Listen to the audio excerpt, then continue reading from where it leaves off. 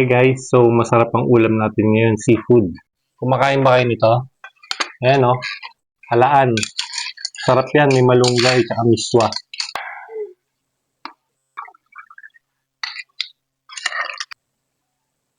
So ready na yung ulam natin. Ito yung halaan. Tapos may tubig na tayo, tsaka kanin. Kaya tara, pray muna tayo bago kumain. Thank you po Lord sa pagkain. Amen. Tara, kain na tayo.